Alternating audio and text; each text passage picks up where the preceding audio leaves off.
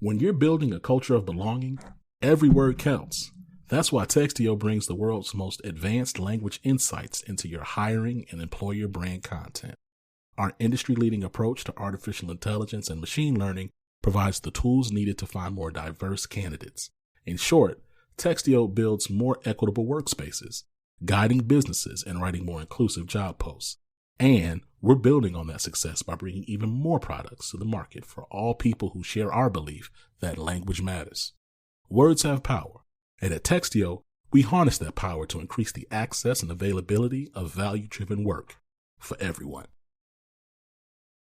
Good evening. Good evening. Happy Thursday. You know what time it is. It is time for the Access Point, brought to you by Living Corporate. Living Corporate is a digital media network consultancy focused on workplace diversity, equity, and inclusion. Living Corporate centers and amplifies Black and Brown voices in the workplace through digital media production and business-to-business consulting. The network offers a variety of programming, including the Access Point. The Access Point is a weekly webinar focused on preparing Black and Brown aspiring and experienced professionals for the workforce by having the real nuanced talks they don't know they need. During each episode, we examine real challenges you face at work and offer expert advice on dealing with your organization, your boss, your coworker, and your career. Here's the disclaimer. The thoughts and views expressed in tonight's discussion do not reflect the views of any organization with which the host or guest may be affiliated. I am Dr. Wendy M. Edmonds. I am an author of Intoxicating Followership. Why do people follow bad people? I am also a professor and a management consultant. I'm here today, glad to be here, and thank you for joining us. I want to introduce you all to my awesome co-host here, Dr. Lonnie Morris. Thank you so much, Dr. Wendy. I am Lonnie Morris. I am a management consultant and professor. I spend most of my time helping people act right at work and working with professionals who want to unpack all the challenges that we have so you can hate your job less. I am so excited about this week and about this topic. We are today, the title of this show is I Think I Hate My Boss. So we get to this really saying that bosses get a bad rap, and sometimes they deserve it, and a lot of times they do. And we know people think their bosses suck, and we're going to unpack all of that today. We have two really extraordinary guests, and I want to introduce them both. The first is Dr. Kevin Sansberry, who is a behavior scientist and executive coach who focuses on evidence-based, inclusive, and equitable approaches to transforming leaders and eradicating toxic behaviors. He writes extensively on topics like CEO narcissism and abusive supervision. He is the creator and host of the Toxic Leadership Podcast, which I love, by the way, which reached as high as number four nonprofit podcast in the United States last year. He is the CEO and founder of Curva, the culture company through which he works with individuals and organizations to drive culture change through competency development. Dr. Sansberry, welcome to the show. Hello. I'm just so happy to be here and link up with two of my favorite people, Dr. Wendy, Dr. Morris. Welcome. So, I appreciate the invitation, and I'm really excited about the topic at hand. Great. We have a second guest who'll be joining us a little bit later, Dr. David Sippio. And Dr. Sippio is a business psychologist who empowers employees to engage their full potential by way of understanding their personal value and tapping into their emotional intelligence. He is the managing partner of the New Thought Leadership with more than 25 years of corporate experience in the transportation industry, including a stint at the Department of State and as an operations manager in both Kenya and Nigeria. We are in for some fun today. Oh, yeah. So let's start. We always start here so to get some foundation around what we're talking about. So the topic is about I think I hate my boss. But when we hear that, my question is, what is this really about? What are we talking about here? Dr. Sansberry, why don't you start us off? Yes. So wonderful topic. I mean, I think I hate my boss. I mean, we've seen plenty of folks who've dealt with this situation. I've worked with many people, whether it be in coaching, whether it being a consultant. And I want to just start off with etymology, if I can. Y'all mind if I break it down a little bit? Please do. Come Okay. on, come on. Okay. Let's go back.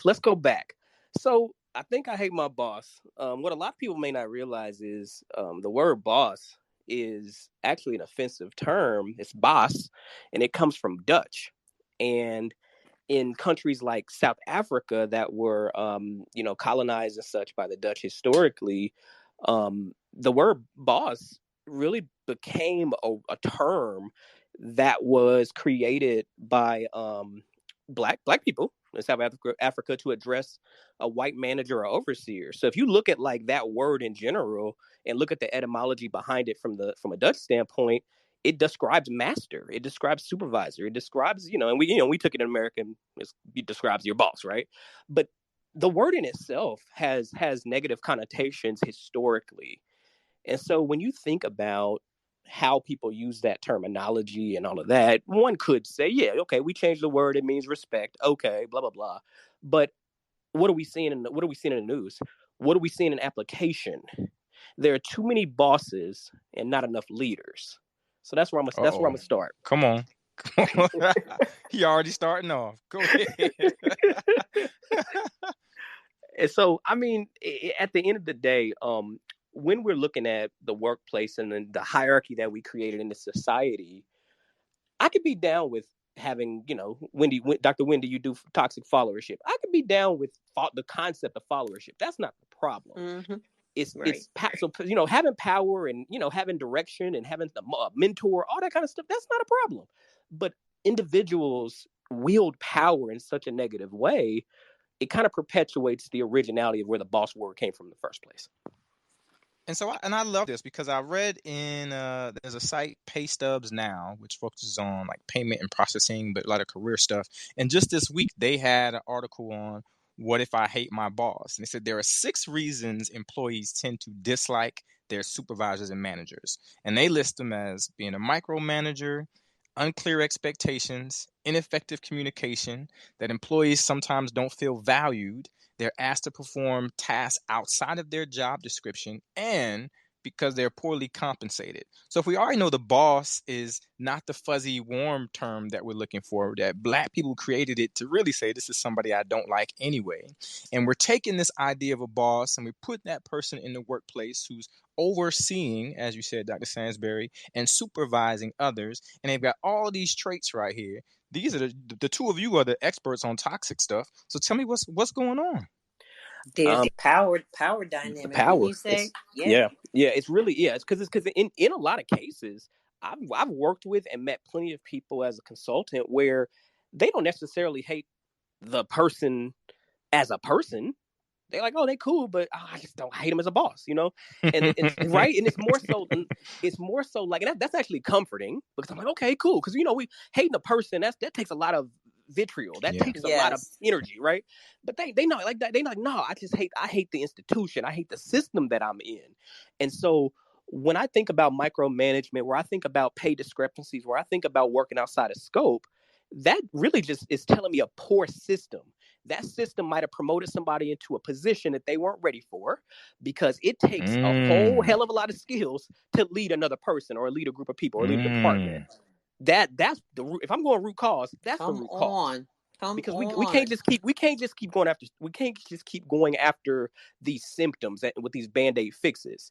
The root cause is we need to put the right people in these jobs. Mm. Well, that makes me think about something. So putting the right people in places, asking so that they are capable of asking the right people to get the job done, that's a whole different ball game, right? Because if you don't have, you can have people who are in leadership positions and may behave like a boss and for fun, so that they can see how other people may not be successful, even knowing that from the start. How about using the word, you hear this term all the time, voluntold?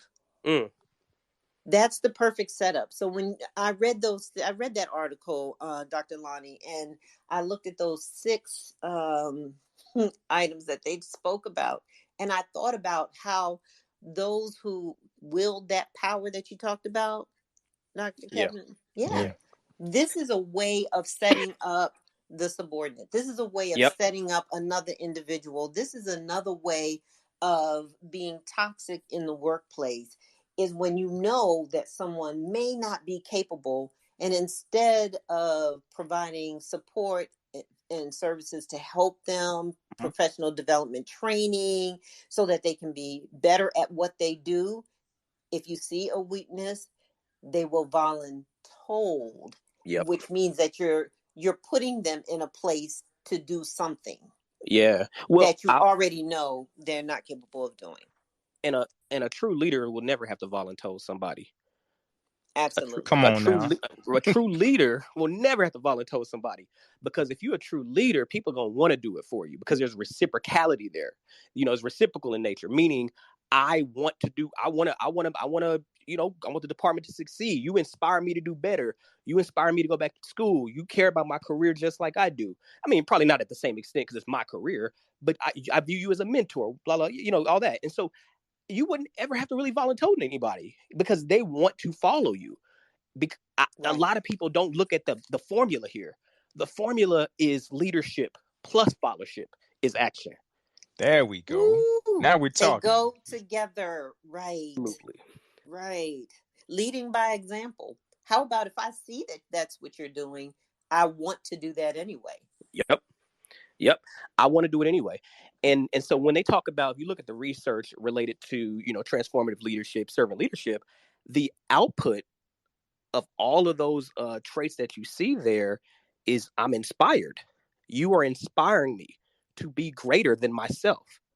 You're inspiring me to go the extra mile. Work doesn't necessarily feel like work all the time now, because you're inspiring me to do so. We got organizations full of bosses. Oh, okay. you kind of coercing me to do everything, because voluntold is a coercion. That's interesting, right? Because we tried to put that nice little word on there, voluntold. Voluntold is coercion. And every time I hear it, I hear people laugh behind it. I hear people laugh behind. I hardly think it's funny. Nah. There's nothing positive about being voluntold to do anything. The fact that you voluntolding somebody, if voluntold is in your playbook as a leader, guess what? You're not a leader. Know that you're not a leader. Right. You are not a leader. So let's take this a little bit further, right? So I saw this on goodhire.com. And so they have a piece called Horrible Bosses. And this goes back to what you just said, Dr. Kevin. Are U.S. workers quitting their jobs or their managers? Now, we know we socialize this a lot in our industry, and we talk a lot about people are quitting the bad people, not the jobs. But here's what they found. When they surveyed 3,000 employees from what they describe as the 10 most popular sectors, and here's what they learned. 70% of this 3,000 said they at least somewhat enjoyed working for their manager. Okay, that's not too bad. 82% said, but I would quit if he or she was bad. 84% said, I can do my boss's job. 83% said, I can do my job without my boss's help. And almost 50% of them said that my boss, or less than 50% of them said, my boss is open and honest about compensation. So if we know the idea of boss is already tainted, and we know that people are moving into roles without necessarily being trained for them, that's why our industry exists, why our discipline exists. And now we know that people are horrible at times because it is a function of all of these other things. And most people are saying, and I would leave. Are we living in our last days? What's going on here? That's ominous. That's an ominous thought. Yeah. I mean, I don't think so, because I think the way the modern, what's the word I'm looking for? The way the structures are kind of set up, a lot of organizations are trying to automate and trying to actually have less people so that they can gain more profit, first off. And so, and actually that would be spot on for all these bosses and all these managers if they just monitor robots. You know what I mean? And so I do think there are organizations. I mean, they'd be right at home now. But I do think there are organizations who are kind of going that automated route where, like, you kind of just need somebody to manage the process, manage the tools. If I needed somebody to be inspiring and things like that, one, leaders need to have less direct reports, because that being a leader takes time. Your one-on-one meetings are not just going to be about the product or about the output. It's going to be about you, because you are part of the output. Having my direct reports not only do great jobs, but also get promoted and also be able to take the company to new heights and stuff like that. That requires a little bit of motivation and inspiration from the leader above them, because I need a runway to do that. I can be a hotshot, self-starter, initiative, you want to name it all. I could be that person, but if I'm not in the right system, that system will never see me thrive. And so one of the leader's primary roles is create that runway for your employees to fly. I love that. Yeah, that's nice. That's a great philosophy. We just don't always see it, which is what keeps us in business. But I will also say that whenever there's training and development, there's always a look to the staff, right? Yeah. And how many times do you see leadership programs for leaders? Yeah, not a whole there lot. You go. And there it's you not go. Silent, right? Yeah, I mean, yeah. Well, and what is that? What signal does that send? That sends a signal that there's something wrong with staff. That sends a signal, right? Because if truthfully, you the ones need to improve, right? Y'all need to improve. A leadership program, there's no end to that. A leadership program 10 years ago would be different than it is today. A leadership program today is different than it will be 10 years in the future. And so you're never done. You have to be able to learn how to be flexible throughout lifespan. You have to throughout decade. And so leadership development should be an ongoing thing for every leader of people. I love that. I see that Dr. David Sippio jumped into our space. I don't know if he has audio yet. Dr. Sippio, can you hear us? We'll continue the conversation. We're waiting for you to join us. So I can't wait for you, Dr. Scipio. Come on. So I want to say we've got a lot going on here. I love this idea of creating the runway for people to fly and do that. But I want us to take a look at this.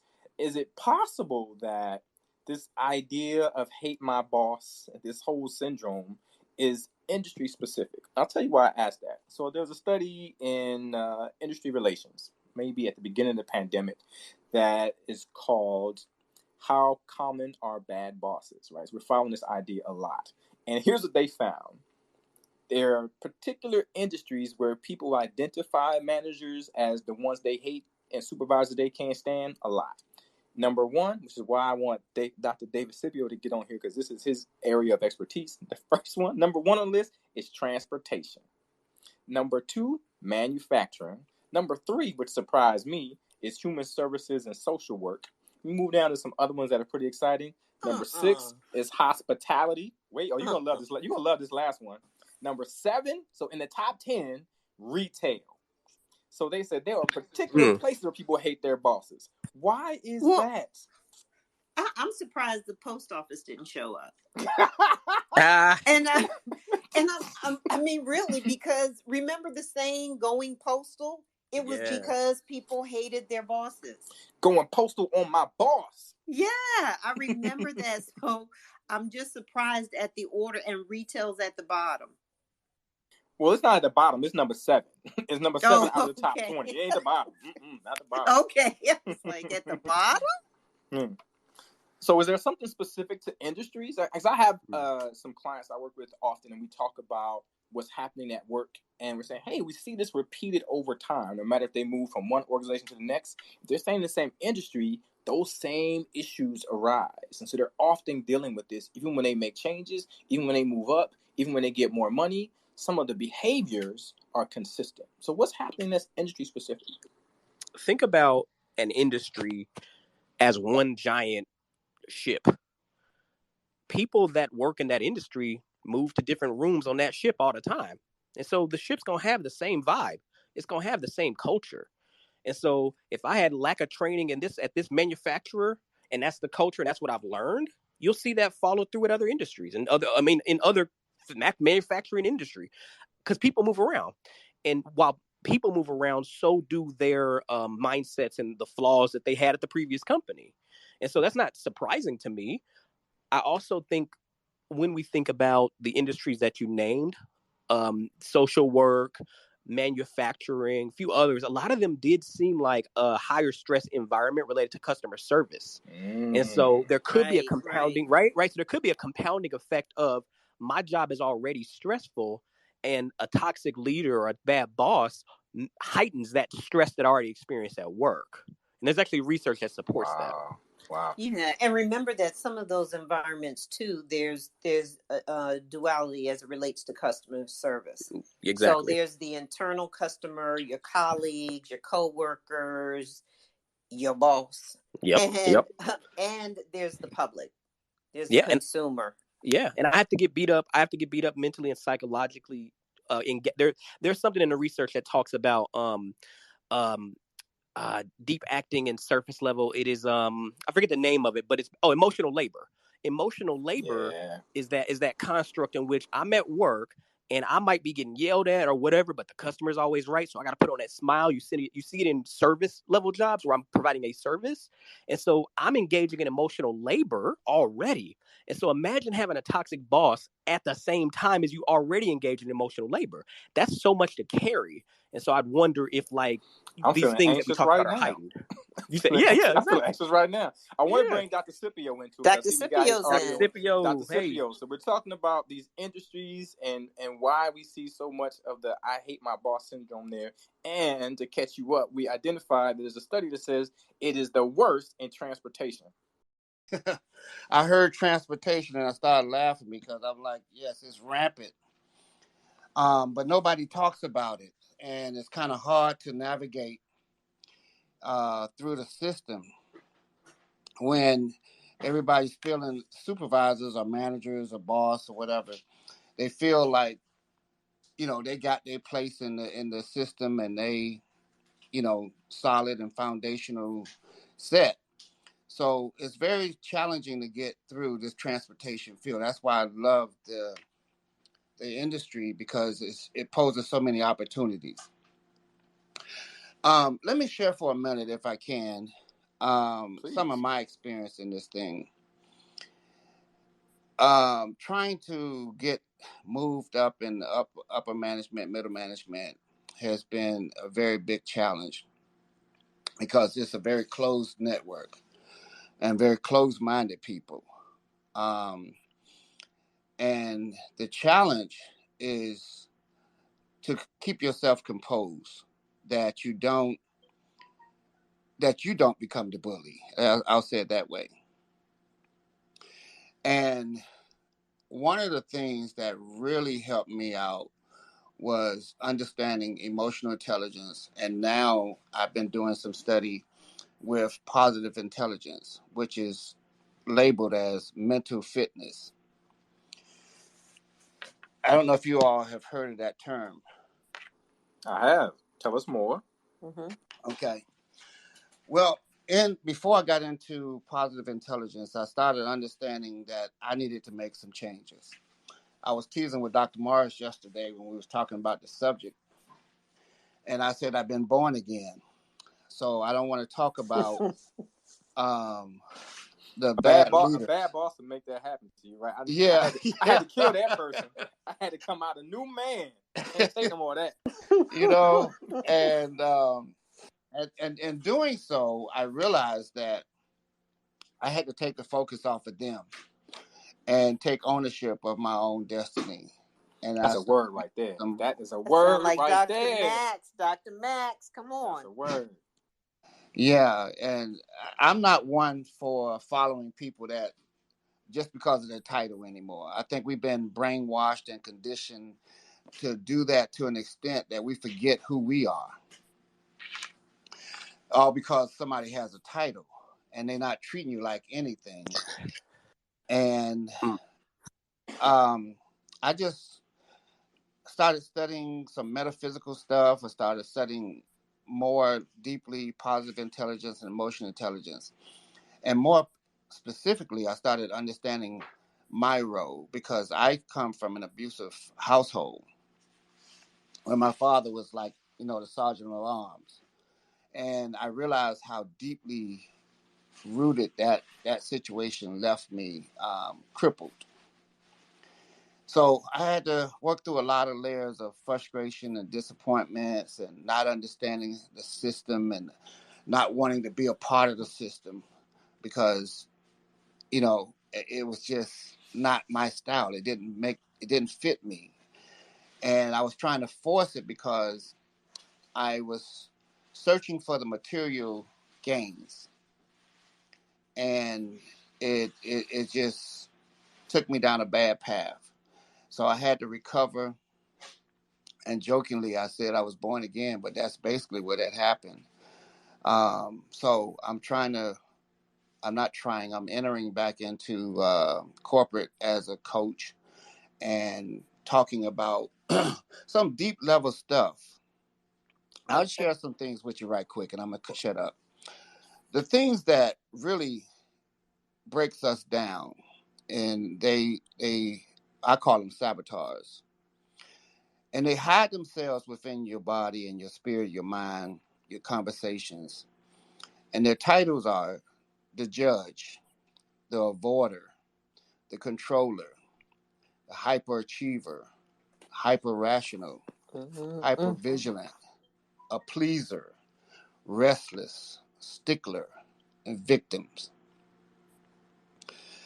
And I realized that once I started seeing these terms and understanding how they show up, because they show up in your conversation, they show up in your lack of confidence, they show up in your inability to move and progress. So you start pointing the finger at everybody else other than yourself. And, I realized that I had to take control of my mind. And when I did my dissertation, I had one of those bosses that was just challenging me. And I realized Dr. Morris told me one time that I sent her a memo and I was expecting her to respond back to me. And he told me she did respond by not responding. Come on now with that word. Oh, come on with that word. That was so they may not respond profound. how you want them to, but you got to respond. The silent treatment. Somebody else been dealing with that this week. I want to stick with this for a second, Dr. Sippio, and I want to move us to this one thing that's related to what you're saying about how people cope with the bad bosses. And Dr. Kevin, you mentioned this a little bit earlier as well. So earlier this year, beginning of the year, the European Journal of Work and Organizational Psychology had a study called Fake It Till You Make It with Your Boss. That don't work. Keep going. Right? Keep going. We're talking about all these things about how people cope with this. And so we all are doing it. We're looking at the things that Dr. Sippio was saying right now about, I'm too this, I'm stressed, all these things, I'm the victim. And what they found in this study is that faking positive emotions was positively associated with employee withdrawal. So if I'm pretending to be happy, I am already quiet quitting. Come on with it, Dr. Wendy, right? I'm already quiet quitting. And the craziest thing, and we talked about this before the show with our executive producer, that it was different for men than women. For men, suppressing negative emotions was positively associated with the leader's satisfaction in your communication style, because they don't like how we talk to them. So if we pretend like we're happy, then we get a good rating in communication. But it wasn't the same for women, because y'all always angry, right, Dr. Wendy? So no matter what you say, they're gonna hate it. So how do we get through this idea of coping? And Dr. Sippio was beginning to give us some strategies on that. So Dr. Sansberry, take us through this. What's happening with this? Well, I mean, so fake it till you make it up. It's that's like a really common trope in America. And in particular, you tend to see that a lot. Like I didn't first hear that till I started working in more white spaces, to be frank. I didn't grow up in a family where fake it till you make it. Like that wasn't like a thing. It's like, we were just more, we just, I'm gonna just say it. Yeah, it was just real. And like one of the things, there's a psychologist back in the day, Dr. Alfred Adler. He had this thing called acting as if. And it was this therapeutic technique that he used to teach. And I'm wondering if some of that came from that. And I get like, I'm a manifest things. Like I understand that. I'm a see it to believe it. I understand all of that. But we're talking about the suppression of emotion, this suppression of feeling. That's a Yeah. way different thing than I'm Yeah. a visualize. That's way different. What tends to happen is when we are in that state of faking it till you making it, when I'm suppressing how I feel and trying everything to like, oh, maybe they'll change, maybe they'll, that's, you're gonna gain a whole bunch of resentment. And one of the things that Nelson Mandela said was like, resentment is like drinking a poison and hoping it's gonna kill your enemies. Oh wow. Oh, And right. And so now you walking Wow. around poisoned because you've been faking it to make it, hoping that toxic leader or that toxic person, and let me be clear, the person who is exhibiting toxic behaviors, because I'm not trying to label There people. we go. Yeah. Because I believe everybody has the opportunity to rehabilitate and to, all of that. And so like the person that is exhibiting toxic behavior, we are hoping that by us faking it and us like, oh, it's going to get better, we're going to wait it out, we are hoping that they see that. But except we don't realize we are in a victim cycle. We're in a cycle of victimization and a cycle of abuse. And it gets really real on people. And so I've worked with clients for years where they fake it to make it. And I used to run FMLA for about a population of about 4,000 employees. And I've literally seen psychosomatic issue where people have that breaking point, and you better believe the body keeps count and the body keeps score. And so like people's hair's falling out, people having immune system diseases and things like that. And so it's just stress. And we don't do enough in our medical system to validate mental well-being proactively. We all reactive right now at this stage. And we also don't do enough about workplace stress in itself. We tend to try to say, oh, you're not tough enough, you're not strong enough, you just got to do more faking.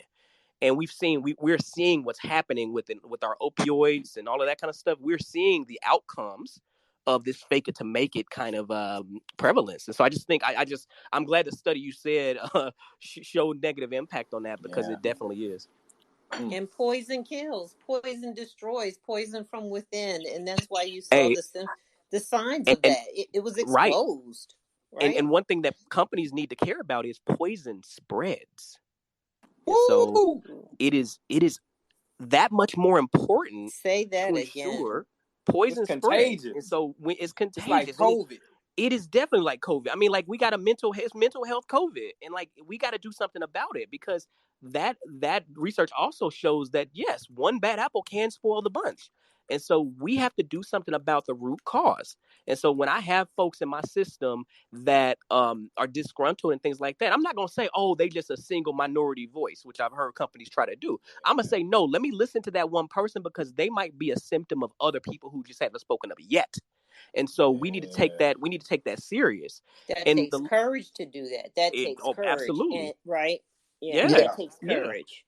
And the last thing I'll say is, I keep talking about root cause, because that's how you get to that real. That's how you get to that, that underlying, why. That it takes courage, because some of that you might find out is you, and that's hard to wrestle with sometimes. Like why every place I work is toxic? Why everybody, everywhere I go, what's wrong with them or my coworkers, my nerves everywhere I go. Well, let's look in the mirror, because it could be you too. So look in the mirror. Oh my God! Oh, I love that. Well, more than likely it is the individual. Common denominator, right? Yeah. Wow.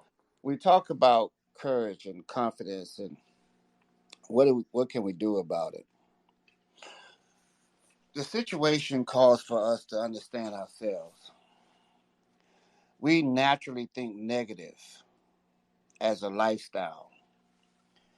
And I just had a situation today. I was talking to this young man about supervisor. He's applied 10 times or so, he said.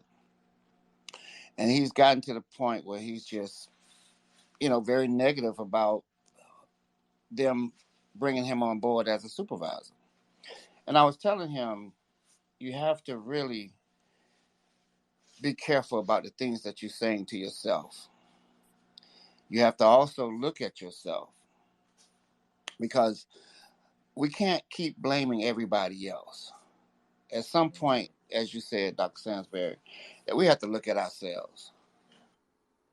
And when I took that reality check and I swallowed that pill, it wasn't easy, because that's what I was doing. That's what the the system, I call it, teaches you to do, to blame it is a system. else. Oh yeah, there's a system. Absolutely, there is. So, we could talk about the problems, we could talk about the toxic leader, but until we get that poison out of our system and we understand how to do that, the system will never change.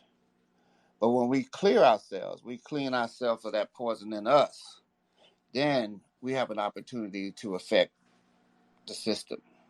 But we have to be very courageous because people's lifestyles are depending on these jobs that they're working at. And that's the corporate. That's the thing that's really holding us back because, I got to make a living. I've been here for so long. Whatever the language is, we have to deal with that, strengthening the individual.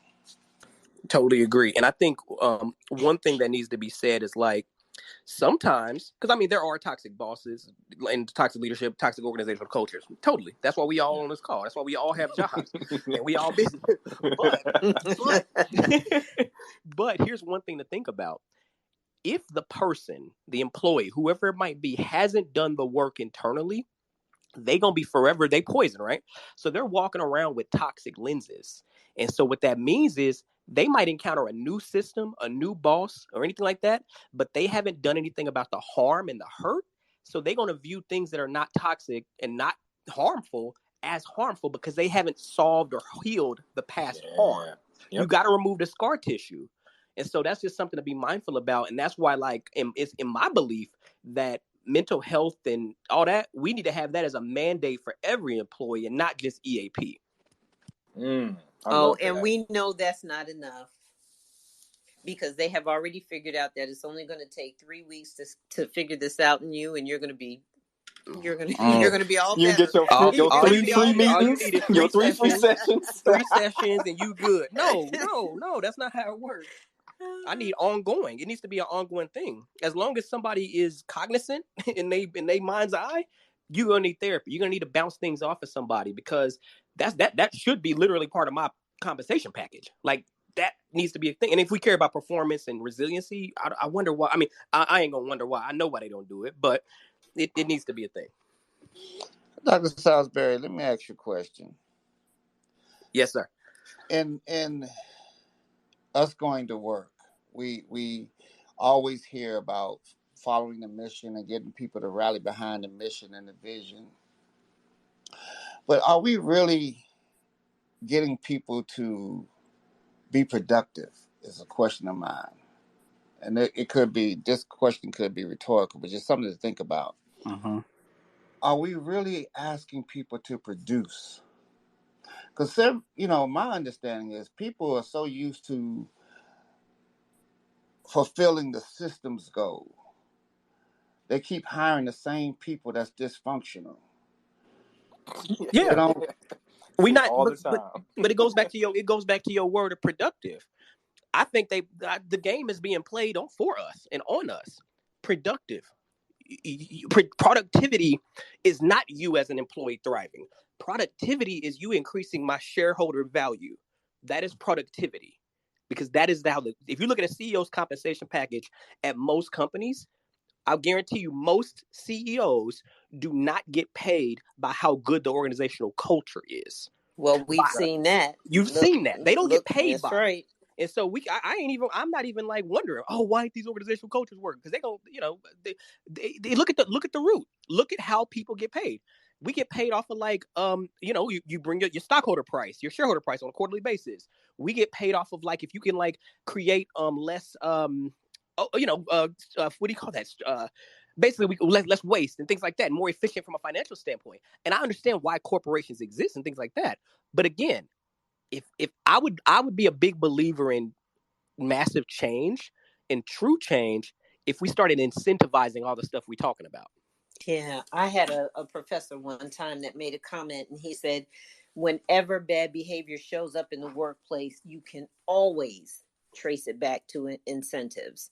And I thought, wow. Always. He said always. And it is true, what you just said, too, about how businesses are rewarded. And so I have heard, and I know I'm not the only one here, that you've heard someone in management say, "Oh, I know they're no good. I know they have toxic behaviors, But but they help us with the bottom line. They make sure that there we you get the go. bottom line." There And you so go. until you change that thinking, it isn't going to happen. They That's not the there. motivator. That's Right, right. that's the Right. motivator. Yeah, and literally nobody on this call that's listening or on the call as a speaker, none of us work for free, right? And so the incentives are everything. The incentives in a job are hand in hand. And so when there's a mismatch between the incentives and the expected outcomes, we're gonna see what we're seeing. We have to align what we expect of people with incentives. And It ain't about being a good person. It ain't about, I want to be less talk. Like, no, I don't want to play the altruism game. Yeah, We're gonna align these incentives up and make that more efficient. So let's look at altruism just a little bit, slightly, right? So there's a difference between this really toxic person we've been talking about, so the person that falls under "I hate my boss," and the person is just not a good boss, not a good supervisor. So we saw this in, the end of last year, the International Journal of Organizational Analysis. They got a study called "Why Some Leaders Qualify for Hate." Yeah, some of y'all deserve it, and we found the reasons. And so what they said is there's a difference between the autocratic narcissist who creates dysfunction with their behavior, and the person who is more laissez-faire. That people hate the autocratic narcissist, but people who just don't really get involved, they don't hate them. They just know they're not effective.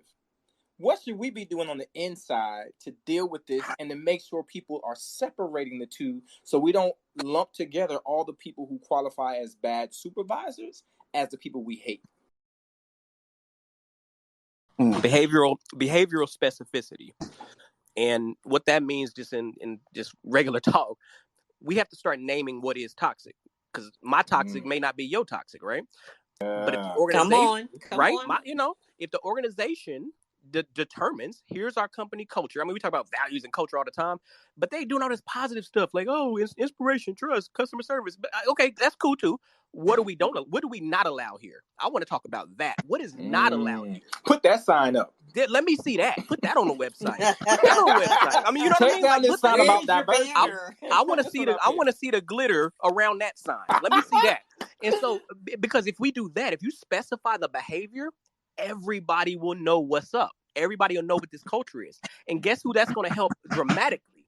Women and minorities. So, yeah. Dr. Sippio, what you think about that? I'm in agreement that this is a tough pill to swallow. I'm sitting here trying to think about how can we address this toxic bully. And the only thing that I've really come up with for myself is each individual have to spend time with that self and discover. We have to be more curious. One of the greatest things that I've learned from going through what I had to go through was that I have this little acronym: Beyond Excuses, Aware, and Transform. That's what keeps me grounded.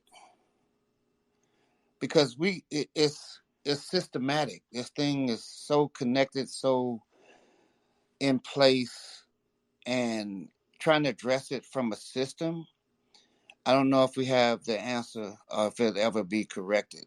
So I have to go to each individual. We have to find groups of people, building allies. Yes. Yes. Yeah. Dr. Wendy, you have something else? Oh no, I was just listening to Dr. Sippio. Absolutely, building the allies, because it's all about association. So sometimes people find comfort in associating themselves with the toxic leader, right? Which is them, they begin to behave like them to let them know that they're on their side. But the breakdown comes with the change of leadership, the change in management, And it can just be one person that brings in a new vision that can change an organization. It takes us a long time, but in order to confront the bully, it takes what you would call that building that the allies around the organization, Well, and I would also say to not have them to be rewarded for that behavior. Too often we see where we saw it in the country, where at the political level, where bad behavior is rewarded. Exactly. yep. And that's where the people are looking to. You know, in my research, billions of dollars are being spent to support leaders that are bullies, are toxic, as though nothing happened. So this is now an institution of bad behavior. And talk about rewarding. That's what they do when they spend this money, that kind of money, to keep the system in place. I said in my dissertation that there's nobody coming to rescue you. Oop, there you go. That's a word too. Right. Well, and I think it's not even an either or, because I mean you're gonna need that critical mass of people in the system to make shifts, but you also still will need the system to shift for sustainability, because people quit jobs, people get. I mean, we got the Great Resignation, so your critical mass is gonna be shrinking. The people that Shrinking. I mean, right? Your allies are gonna be going to greener pastures. They're gonna be going to different companies, and so not only do you need to have the grassroots effort, but you also while y'all some grassroots, y'all need to figure out what needs to change in the system so that we're not rewarding this bad behavior. Because as we see in this country, we are rewarding bad behavior, and the news and the pundits can say, "Oh my God, that's offensive, that's bad." They still in office, they still in power. So we can talk all day about racism and how bad somebody is, but if nothing happens to them, so what? It's just words. And so you have to be able to be systemically focused, as well as individual, as well as behavior. It has to be. It's all of the above, and that does. Excuse me. That does sound like a massive undertaking. That's like, I'm tired just listening to you. But I'm just telling you, if we want to see true change, that's what change is. Absolutely. You can't, like, if I'm here's what it is. When I talk about behavioral change in systems, incremental change reminds me of, like, I'm trying to push a cart uphill. If you've ever pushed a cart uphill, what it's going to do when gravity take over? Roll back. It's going to roll back down. So you got that progress. You felt good, and you take the gas off, it's going to roll back down. System is going to a new hill. We're going to go to a new hill and start shifting policies, start writing down what behaviors we go for in our culture and what we don't, hold people accountable. Then we push the cart through the positive momentum of systems change. And it takes courage, but it's also going to take somebody with positional power. Let's be real. That, your critical mass can't just be, your level 1 employees who don't have the political power or the social capital in the system. You're going to need, more people on the org chart to support you. But if you're downhill, that cart will keep rolling. And that's how you create sustainability. Otherwise, we just gonna see Band-Aid fixes. And it's kind of like if somebody's in a abusive relationship and they have this thing in the abusive cycle called the honeymoon effect. You're gonna be in the honeymoon. And it's gonna revert back. So I appreciate all those comments, and so I want to round us out with this last question here. So there are some people who are going to listen to this. They may be on with us on Twitter right now. They may listen to this later when we put it out on all the pods. And they may think, well, I don't really know who they're talking about. Or I'm not really sure who this person might be. And I saw this in Business Insider, and I actually thought it was pretty funny. There are 16 subtle signs that you are the boss that everybody hates. I'm not going to read all 16, so I thought some of them were pretty corny. But the things that stood out for me are, you're already going to have a gut feeling, right? There's some intuition about this that there's something up. 2, you're probably getting a little less eye contact than you would desire. People are likely avoiding you. Some people tend to call out sick And it might be because of what you mentioned, Dr. Sansberry, some mental health reasons. Well, I don't feel good about being at work today. I feel stressed. And people are maybe not smiling. And in the days of hybrid and virtual work, they might keep their cameras off. You may only get communication from them in email. And they probably are less passionate about their work. So if you happen to stumble upon this podcast and listen to this broadcast and understand these things we're talking about, and for some reason you're not sure, and it might be you, what are the things you should be doing right now? Let's start with you, Dr. Sansberry. Okay, yeah. Well, first off, I would say that's from where's that from? Business Insider? Yeah. Some of those traits I would dig into more because some people don't smile. Some people have autism, and they don't do eye contact. So we gotta be a little more inclusive on that, because a lot of that stuff's not universal. And so read that article in depth, folks, and really look at what works for you, what doesn't, because not everything on that list might not be applicable. But I think ultimately the things to look at, if it might be you, is that the question I'm answering? What if it's you? Yes. What if it's you? I mean, I think, Dr. Sippio is an executive coach. I'm an executive coach. If someone has a stigma towards, going to therapy, because I think, again, I'm a big proponent of talking about mental health and therapy. So if someone still has that stigma, like, I don't need that, I don't have time, I think getting an executive coach as a part of your being a leader, as a part of like your professional development is a beautiful thing to do. I think having that accountability partner there, setting up informal ways to get feedback from your staff. And that could be like, look, I know my performance appraisal system in this company, it's a pretty standard one. I'm going to do my own 360.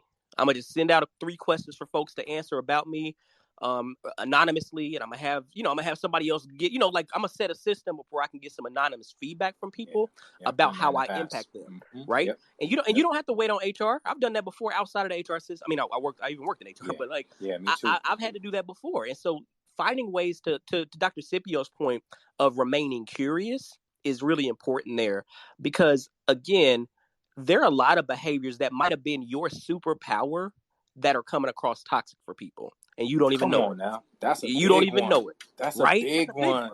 And come on, people, Spider-Man. Right. Get your web out of here.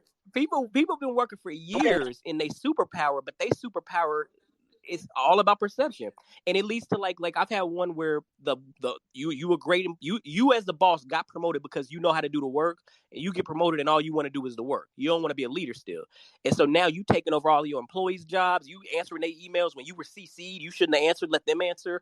You are not even allowing them to fly and allowing them to flourish based on work and productivity, and being busy is your superpower. And so having a 360 mechanism or an executive coach will not only be illuminating for that leader, but it will also provide that leader with space to do something about it. I love that. Dr. Sippio, what are your thoughts? If the boss that people hate is you, what should you be doing? Wow. Yeah, that's a big one, right? Yeah. I think I heard Dr. Sansberry say counseling. And I wholeheartedly agree, as much as that is a challenge. The other thing that I think, and just on a small level, is to increase our focus with meditation. All right. I think Dr. Edmonds alluded to that quiet space. So I'm a big component of meditation, just learning how to quiet your mind, because that's where all the activity is at. And once you start seeing some of the benefits of meditating, and you can quiet your mind, you can navigate a lot better. And I'll close with that. I think Dr. Sansberry summed it all up. One thing that I would add to that is for self-care, to take care of yourself. Yes. As a leader, it is tough. You are catching it all the time and dishing it out, and you have to take a break. And it needs to be done more frequently than you probably realize. If you're not getting the eye contact, that would be a clue that you really need to take that moment and take some time for yourself. And it may mean more than a day. It may mean more than an hour. And you know how some of the jobs will have a room where you can go into, a relaxation room. If you find that that's not enough, take a weekend. I love that. I love that. So when we take a look at the spectrum of everything we discussed today about I think I hate my boss, here's what we learned this week. If you are an employee, you should make sure you spend time understanding your environment. There may be some things that are just natural to the organization you're in or even the industry that creates this type of atmosphere and these behaviors. We want you to talk about it. Speak up. Talk to your coworkers. Talk to your friends. Talk to your family. But we can't continue to stay silent about this treatment. Build your skills in emotional intelligence and positive intelligence. You've got to do the inner work to help with the outer projections. Take the focus off of the people that you hate, the boss that you hate. Focus on you and how to develop around that and continue to strive. Understand the connection you may have to dealing and coping with abuse. Dr. Sippio said, hey, sometimes it comes from things you dealt with in your life already, so it feels natural for you to accept that and continue to deal with it. Understand labels. How you show up is about how you talk about yourself, and what you speak about is what you become. So be careful with ideas around being the judge and the controller and the pleaser and identifying yourself as a victim. Be careful with faking it.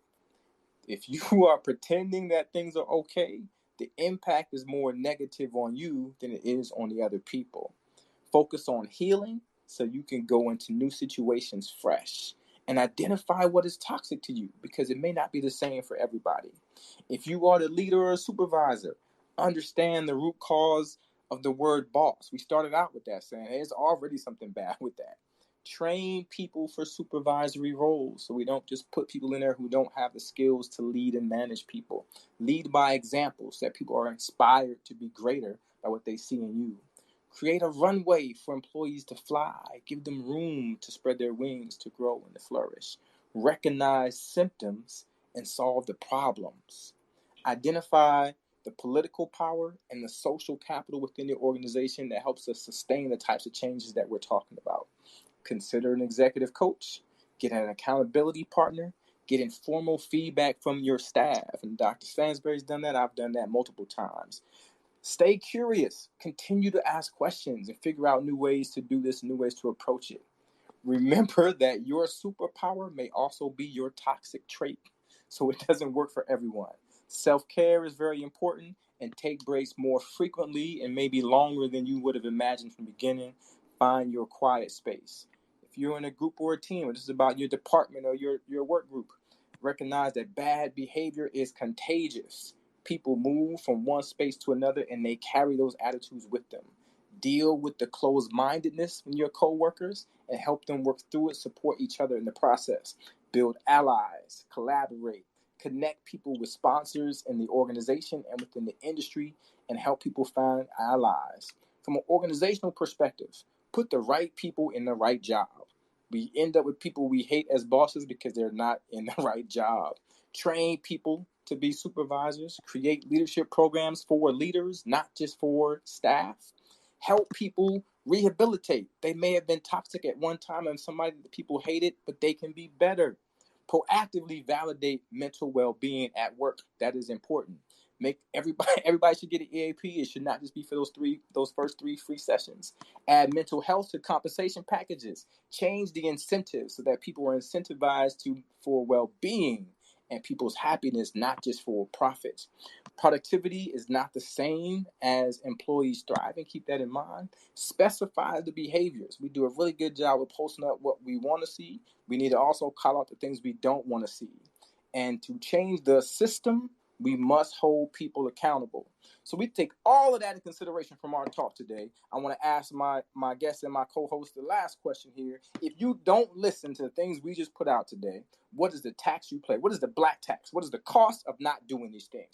Quickly, Dr. Sippio, what's the price we pay? The price you pay is your own life. Life. Yeah, I agree with that. And I think even before that, the price you pay is your identity.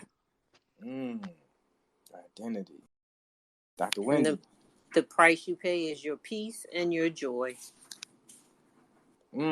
Peace and your joy. And I think the price you pay is you miss out on this reflection and quiet time that they've been talking about. I'm going to take as soon as this call is over. I want to thank everybody for joining us again on the Access Point. Is my favorite day of the week, Thursday. We love having you around. We love having these conversations. I want to definitely thank our incredible guests today, Dr. David Sippio and Dr. Kevin Sansberry. You are experts. We thank you for sharing your time and your wisdom and your expertise with us tonight. As always, Dr. Wendy, it is a pleasure to sit with you and talk through these issues. Thank you. If you are listening right now with us on Twitter, if you're listening to this in replay, thank you so much for having a great evening with us. We hope to see you next time. If you want to connect with Living Corporate, here are all of our socials. On the web, we are livingcorporate.tv. On Twitter, we are at Living Corporate. For LinkedIn, we are Living-Corporate. On Instagram, we are at Living Corporate. And you can get this podcast, The Access Point, wherever you listen to your pods.